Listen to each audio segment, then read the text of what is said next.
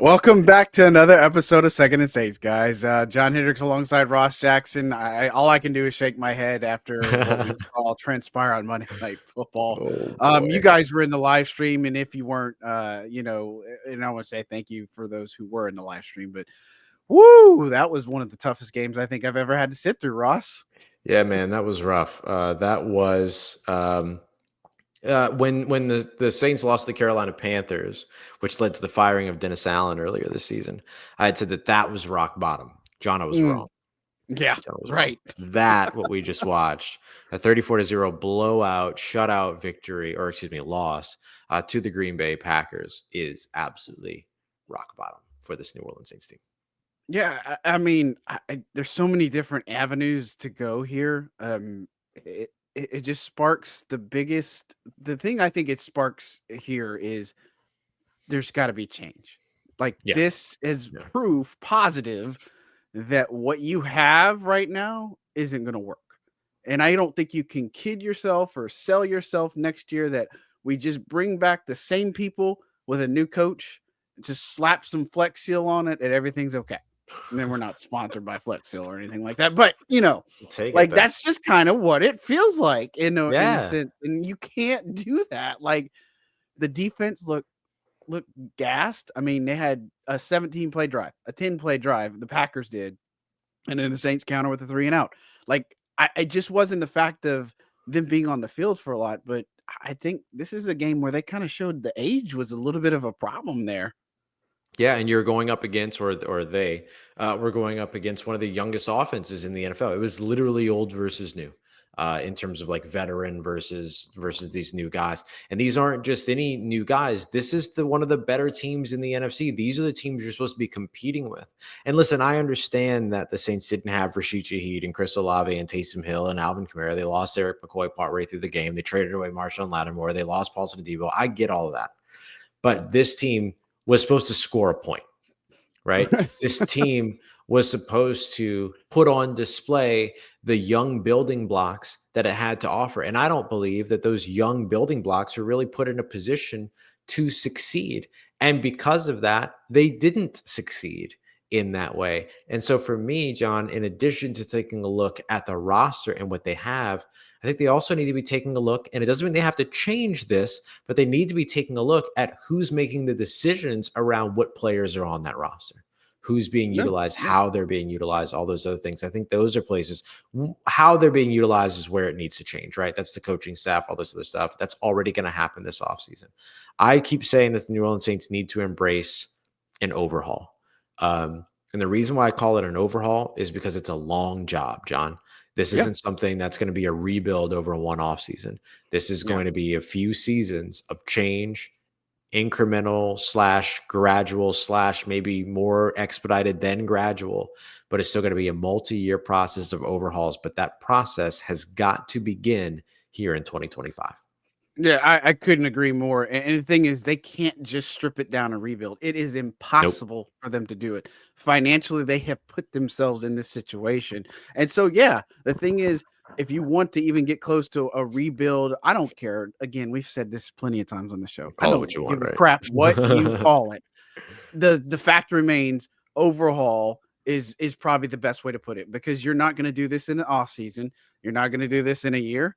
You might not even do it in 2 years. Like this is going to Oh no. be a Yeah. painful process for the Saints. And the fact is, they have to be honest with themselves. And I don't know if we're going to get to that point yet. You know what I mean? And I think I that's the think scary part. Yeah. I think they have to get to that point. I think they have to be at that Yeah. point. Like they already fired the head coach that they tried so hard to protect and to keep and all these other things. Like they made that decision. They tried to stand by him. They tried to defend him. And then even then they still had the wherewithal to say, you know what, it's not working. Got to make a Yeah. change. And so Gail Benson, the owner, as well as her team, like they made that decision. They moved on from Dennis Allen. I think that the Saints have got to now know, as they look at things just like we do, right? Like if we see it, they see it. If we see it, they've already seen it, is the way that I like to think about it. And so you have to understand that back in like 2021 is when this all began to start, the walls all began to start to crumble at that time. And a big part of the reason why the walls continued to crumble is because the team continued to go back to pushing continuity and familiarity. I will say now, even still, I don't think that was the wrong decision at the time. I Right. think that not correcting the quarterback position was the wrong decision at that time. Once you got to a point where your quarterback battle was between Jameis Winston and Taysom Hill, something else should have happened at that. Hmm. But they didn't go that route. And so then they had Andy Dalton, and then you got to start from Ian Book. And then now you're in this situation. And so for me, I don't blame them for wanting continuity and familiarity. It's just that you have to look now and know you can't make that decision again. You can't make the continuity and familiarity decision again. So there's your hindsight. The hindsight isn't that, oh, gosh, they shouldn't have done that back in 2021, 2022. It's, oh, geez, they can't do that again. And so that's why I have faith in, I shouldn't say faith, but like I believe that the Saints see this from the perspective of like, no, got to admit this isn't working anymore. This isn't working now. And it's been a free fall for the last 4 seasons, postseason less 4 seasons. And so it's time to change it. Yeah. I mean, it is. And the thing is, will it? I think that's the biggest question here. You know what I mean? Like, I think we can say, okay, it should. And I look, I don't think there's a person that covers this team that has not said this. You know what I mean? Sure. So, Yeah. and 100%. again, are they going to be honest with themselves? And again, I wrote this on Saints News. I said this in the stream earlier that I think they've just had this belief in their head that we can be good enough to compete in a crappy division. And the thing is, no, you're not. You haven't Yeah. been able to. And Right. everything gets in your way. I don't care if it's injuries. I don't care if it's roster mismanagement. I don't care if you don't have the right offense. You've gone through every excuse in the book. I don't have my quarterback. I don't have the right offense. I don't have my right coordinators. I don't have the right player. Like, enough is enough, right? And the thing is, to get blown out on the national stage 34-0, haven't been shut out since Dennis Allen got shut out against the 49ers not so long ago, but to be embarrassed on national TV, and it wasn't even just, because of one particular factor. They look like garbage on both sides of the ball. The special teams was the only good news on there, right? Yeah. Punt Right. coverage, Yeah. and Punt it coverage shouldn't was be. fantastic. I mean, it was just so hard. The Packers had like 9 different people that carried the ball. 6 Yep. of them, I 5 think, of them. finished with over 5 yards a carry or something, or Yeah. 4.5. It's Five like, it was five finished with ridiculous. 4.5. 5 finished I with four and a mean, half or more. yeah, and look, I like a lot of the coaching staff, a lot of the guys, but now you're seeing, okay, if the defense is not the answer, then maybe the coordinator has to change. Obviously, you got to get somebody else. You've seen the sample sizes. The sample sizes aren't working. So you can't use that sample size going forward to say, okay, well, all I need to do is just get the defensive minded coach in here and we'll be okay. Like, Right. this is not just a patchwork. They have got to invest in this, spend the time, and most importantly, look it in the mirror and say, what we have done and what we did back in 2017 or did in 2006, stop hanging your hat on that. That's Yep. been long gone. You have not been in a contending spot for 4 years now. And it's enough's enough. Yeah, it's simply the truth, right? It's simply the truth. Like it's just simply where they are. And I will say too, I agree with you. I don't think you hire your head coach in an effort to fix one side of the football. You do that, you're going to fail all over again. You're going to fail all over again. You hire your head coach because the head coach can fix your football team. You hire Yep. your head coach because that head coach can lead your football team, lead your organization in that way, right? And then you trust that head coach to go and get the coordinator that can fix the defensive side of the football. And then the coordinator hires, and then you work with the coordinator to hire the guys that you feel like can fix your cornerback room, your safety room, your linebacker room, your defensive line room, so on and so forth. Same thing on the offensive side.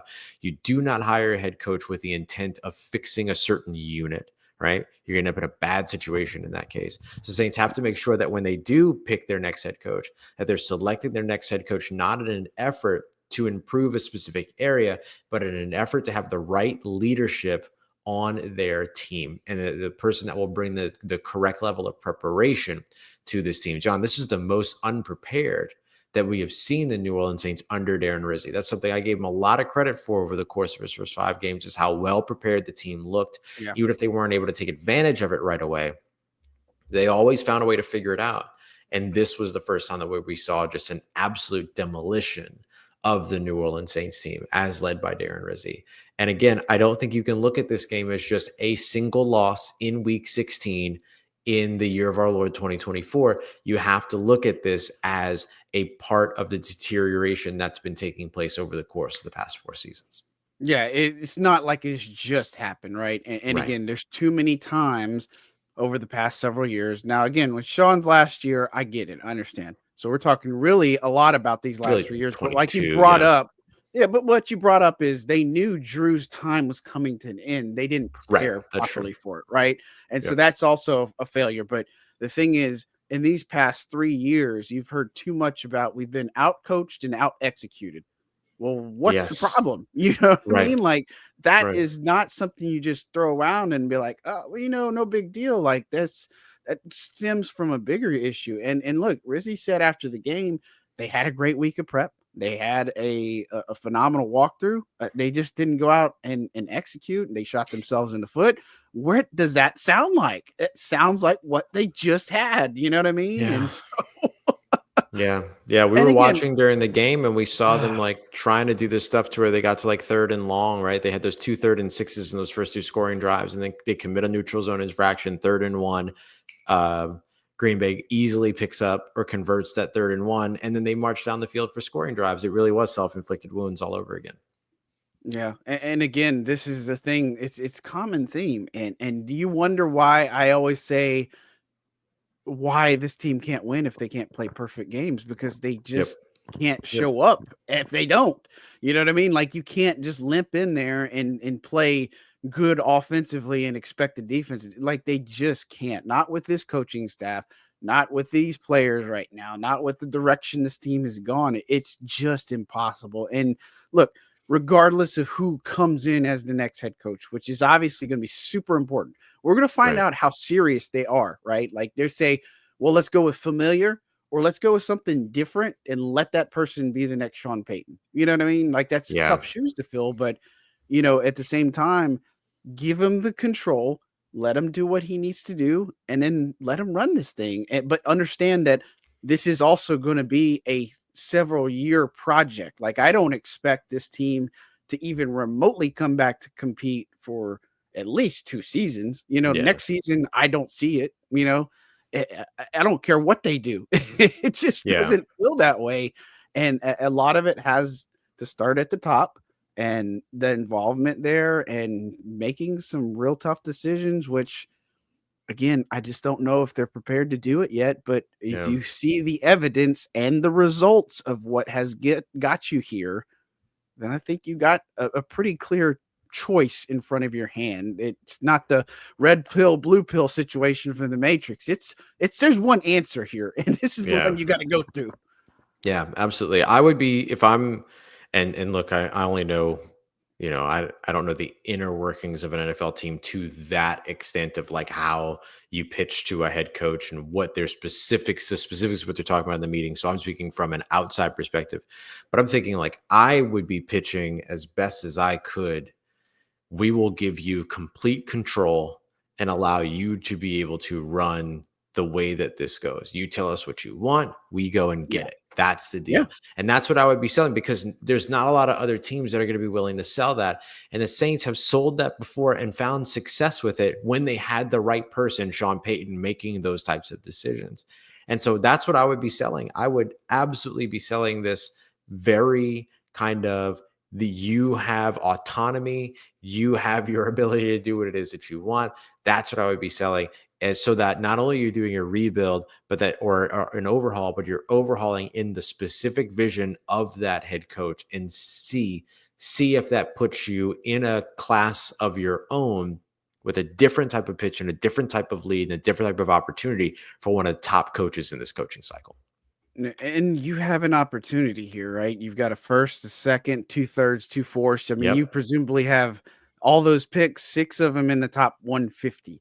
You got to hit them. You got to get these guys, and you can't just go with the project. You can't just say, well, we like the RAS score here. No, you got to Right. go honestly for the need here. You got to go for what's going to make your football team better and build around that, in my opinion. And so it's hard because the offensive line came unglued tonight. Spencer Rattler, they didn't do him any favors, but he made some uncharacteristic moves, obviously, or just like he didn't play that well. You know what I mean? Hmm. Like, and I mean, Kendre Miller wasn't used a lot. Like you said, everything you wanted to see out of the talent that this team had was not on display whatsoever, right? Like it just wasn't. And I don't know. They didn't even crack 200 net yards of offense in this game. I Right. mean, they were like 169 at like with 7 minutes to go in the game. Yep. And again, to get blanked on national TV, to get embarrassed on national TV is just not okay. And I think that you're running into a situation where you've got to put it all on the table and you got to get out of your feelings. You got to do what's best for this team and for this city because what you're doing isn't it. And it's Right. on in both franchises where that's happening right now. I Yeah. mean, the Bells Yep. and the Saints. Yep. Very true. This isn't limited to one New Orleans professional sports team, unfortunately. Yeah. Yeah. But look, I think that when you look at it, we talked during the stream, and again, thanks to everybody that was in there.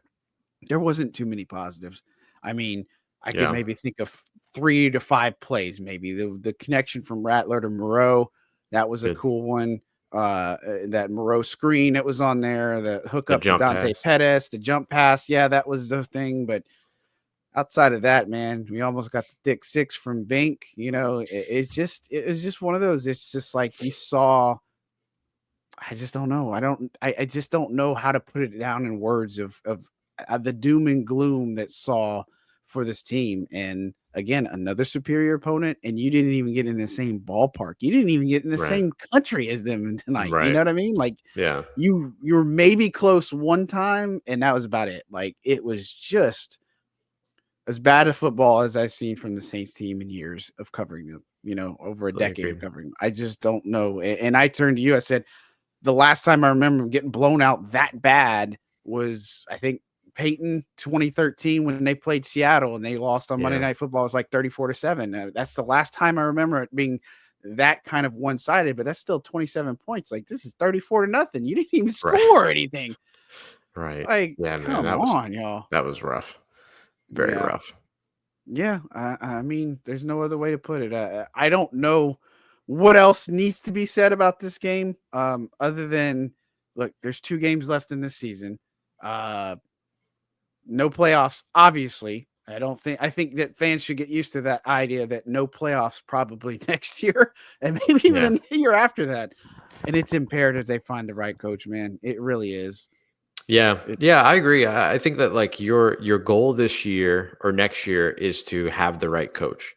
Your goal after that is to have the right quarterback. Your goal after that is to have pieced enough around your team to start seeing success.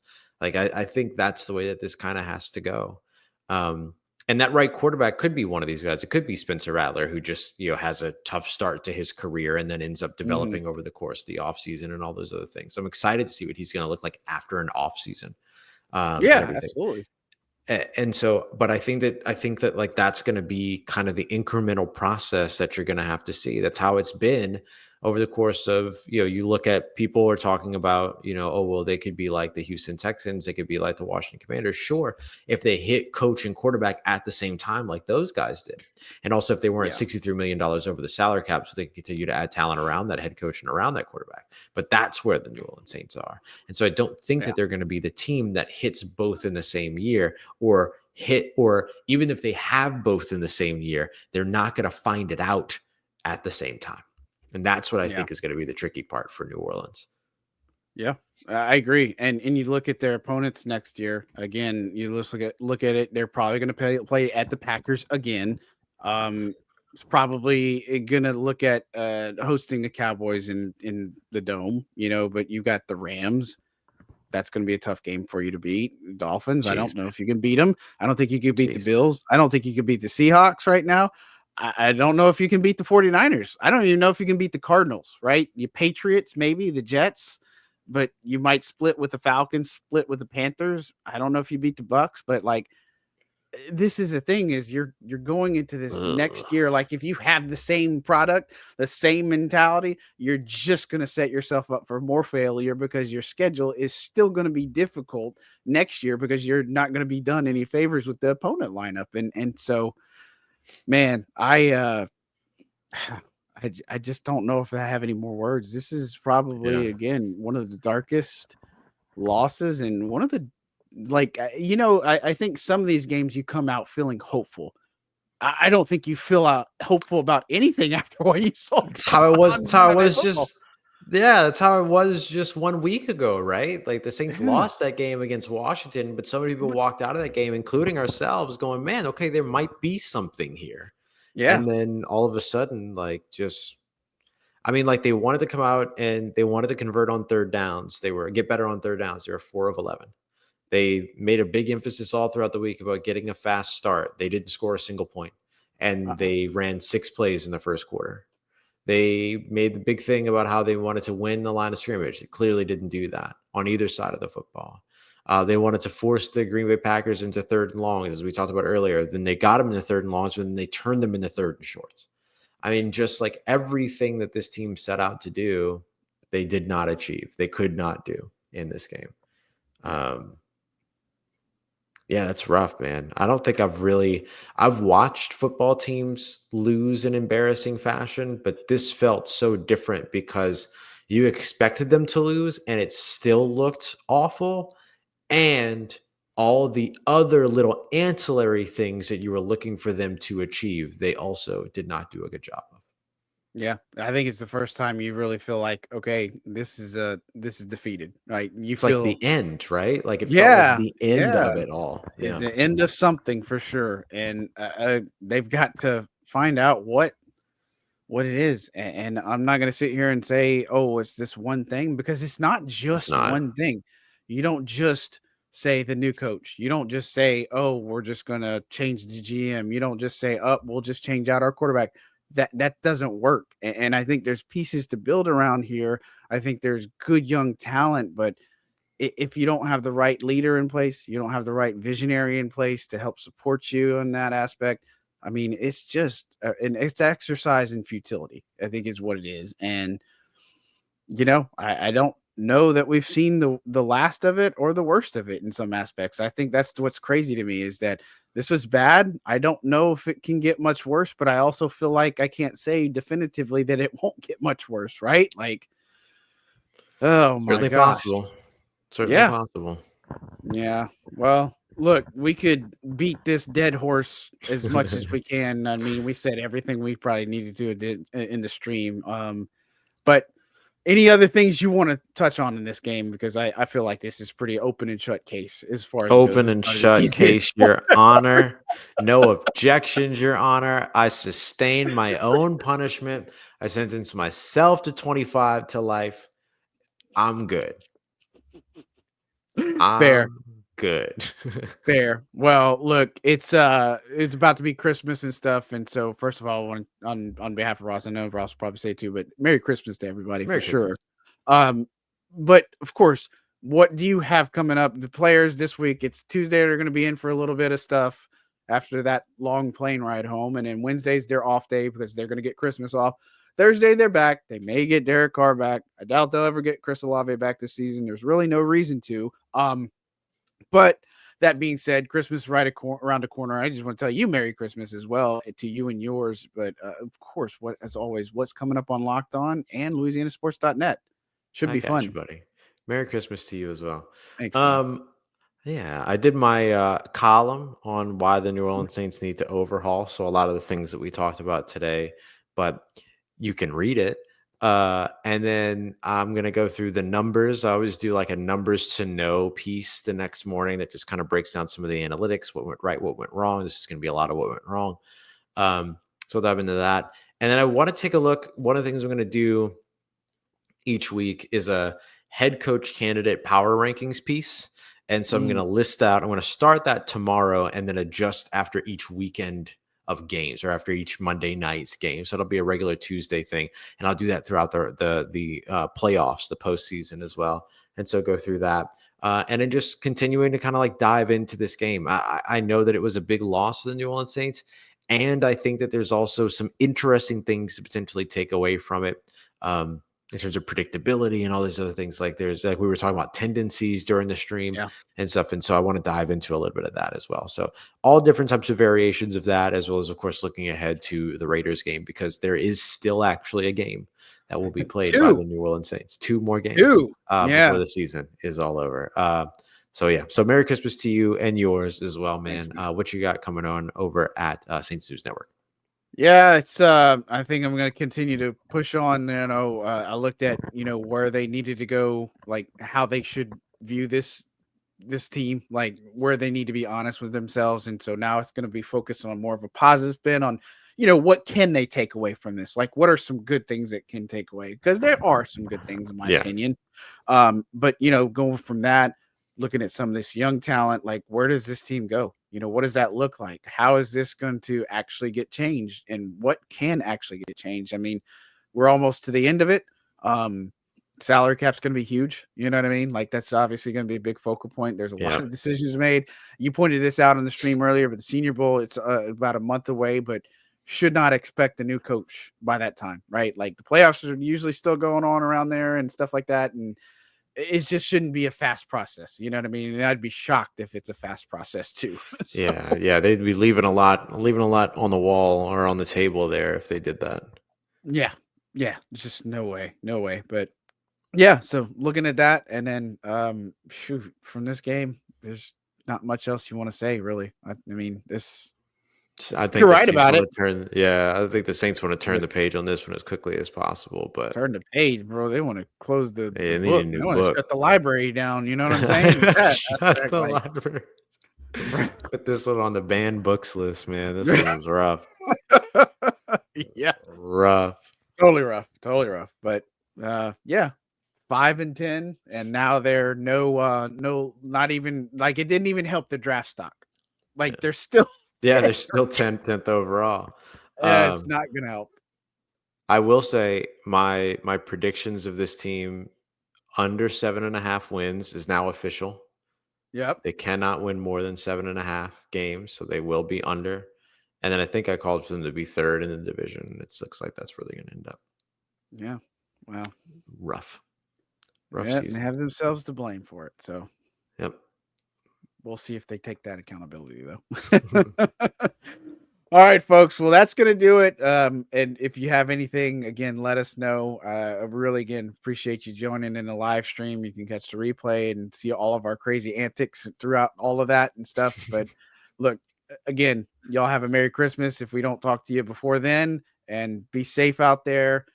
Enjoy one another's company, and make sure you spend it with your loved ones, friends, family, all that gooey stuff. And look, on behalf of Ross Jackson, really appreciate your time, effort, support to this channel, and everything that you've done. Ross, I don't know if you know this. This is episode 81. I just saw we made the 80-mile marker. Kevin Austin Jr., baby. Yeah, there we go. Getting there, man. So Cameron Meredith.